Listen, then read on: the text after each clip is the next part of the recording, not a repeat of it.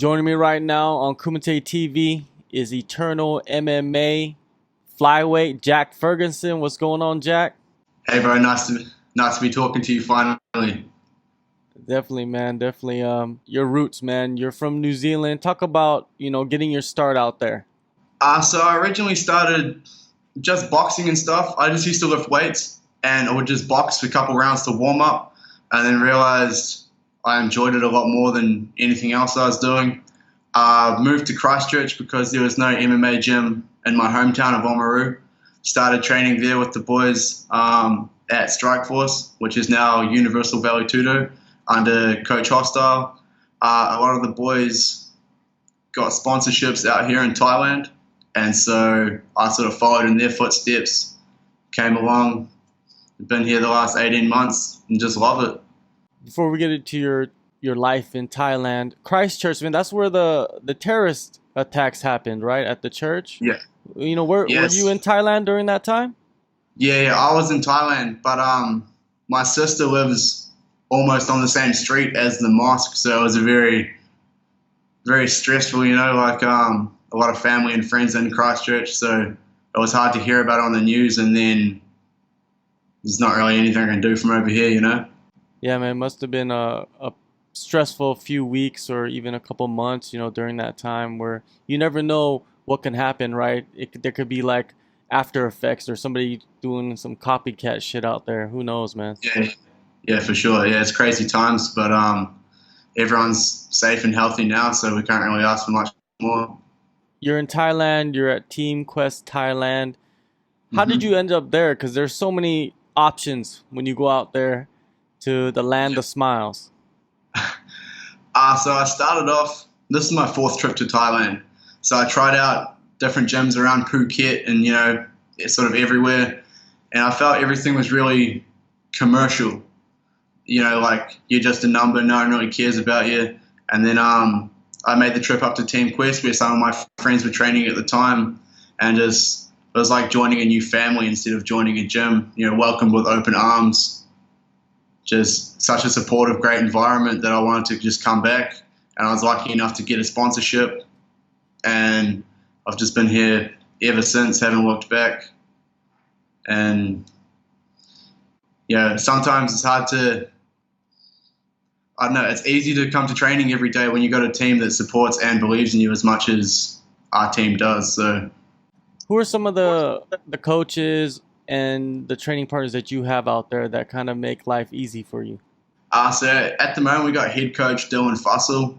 He's just got his black belt in jiu-jitsu, a veteran of I don't know how many Muay Thai fights, a bunch of MMA fights, and he's like the rock in the gym. Everybody looks to him for guidance, and he's more than happy to offer you guidance. If you ask him a question at the gym and he doesn't have the answer himself at that time, you'll get home and you'll have 5 videos in your inbox of try this, try that. So he takes his job home, make sure that you're getting the best out of everything.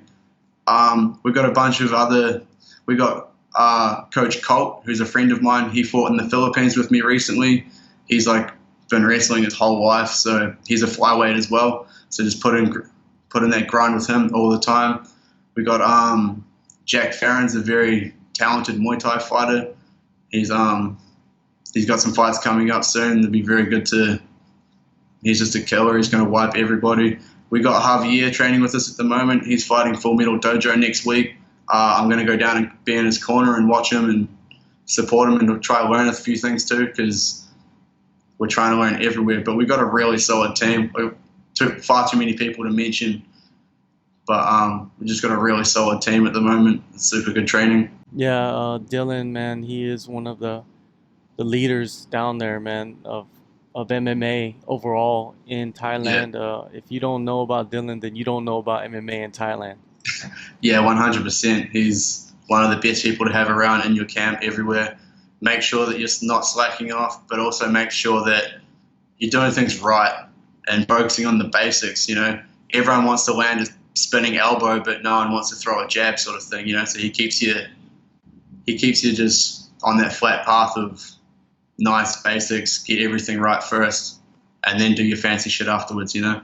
while you have been out in Thailand, I'm pretty sure you dipped your feet into Muay Thai. Talk about, Mhm. competing out there in Muay Thai and how different it is compared to like, New Zealand or Australia.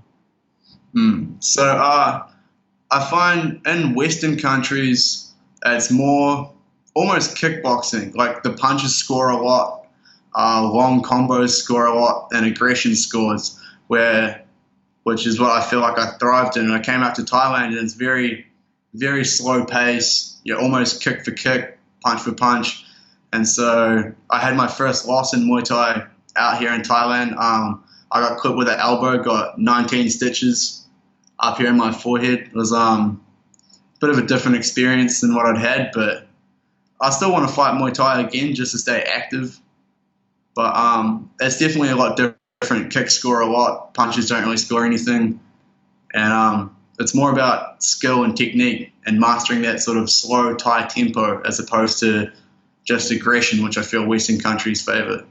How much of that do you think benefits you with your MMA game? I think partially the clinch and elbows and stuff from Muay Thai is probably the most underutilized skill in MMA because as soon as you touch each other, everyone starts going underhook, starts trying to wrestle. Whereas I feel there's so much opportunity for elbows and even tie sweeps as takedowns as opposed to blast doubles. I think if you can really get that Thai tempo down as well, you can pick your shots as opposed to hoping something lands. Yeah, I think Stylebend is very similar to that. Like he'll aim and fire as opposed to swing and hope.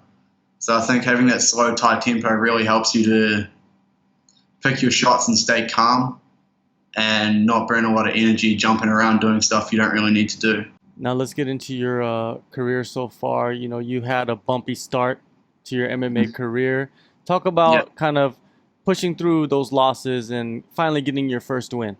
So with my MMA career, I didn't have any amateur fights. I just turned straight pro. And my coach back home is all about, I don't care if you lose as long as you lose to the best guys. You fight the toughest guys. And so I fought two of the top guys in Australia for my first two fights and lost a decision and got caught in a choke. So it was definitely a lot to get through, being like, oh, do I really want to do this? That kind of carry on. But I just had to sort of realize that, yeah, I'm fighting the best guys. And so once I start fighting people my level, it's sort of easy, people with similar experience or records. I fought a tough Chinese guy and I got an illegal kick. So I won by disqualification, which is not anything that you ever want. Like, I'm not proud of that at all because in my books, it's still a loss. But now coming out and helping to find, I'm just trying to get more and more fights anywhere just to prove to myself that I can do it and prove that, I can get there. That I got that win a couple months ago in the Philippines was definitely very satisfying, very, sort of made everything, all the hard work worth it. And to have my teammate Colt there and share that experience with him and come back and share that with the gym, I felt really proud to be able to wear these colors and go and represent. You started off as a bantamweight. Now you're transitioning to the lower weight class to flyweight, which you said earlier before the interview that it's more fitting for you. Why do you feel that way? So I had my first two kickboxing fights at welterweight actually, which I was way too small. I still won, but it's not worth the time. I'm only 5'7". I'm a short guy, but I feel when I was in New Zealand and I was working full time, I feel bantamweight suited me better because I was carrying so much extra muscle. I was scaffolding throughout a physical job, always eating very calorie dense meals and stuff, training and working. But now that I'm out here in Thailand where I just train full time, I can put more into my diet and into my training and sort of focus, and I just naturally lose weight from working out more. So I walk around about 65, 66 kilo. So that cut down to flyweight isn't too hard now. Whereas I don't think I could have made it walking around at 74 when I'm in New Zealand. You started off fighting the best guys in Australia. Now you go back to Australia after fighting in Asia for a few times. and Hmm. take on another top guy in Ryan Robertson. This guy, Hmm. he holds many titles. You know, he's actually the reigning aftershock flyweight champion. Talk about him and, you know, the challenges that he will pose for you. So what I understand, he's got a MMA title, a boxing title, and a purple belt in BJJ. So I feel he's very well rounded. It's definitely going to be a challenge, but that's something that I'm looking for. You know, I never want to fight anybody that I think I can just beat straight off the bat. I always want to prove myself, to prove to other people, you know, that I am at that top level. He's got some good kicks and stuff. I know he does have a couple of submission losses. Um, I haven't really looked too much into him. I've watched a couple of his fights in that, and I see a few things. Like I think it's going to be a fun fight. We're both pretty wild. We both like to stand in the pocket and just swing. So I think it'll be a good fight to. It'll be a fun fight and a good fight to watch, I think. Getting a win over a guy like Ryan, you know, it kind of catapults you in the region, you know, in the rankings for Hmm. flyweights because they're always looking for the next flyweight challenger for the title.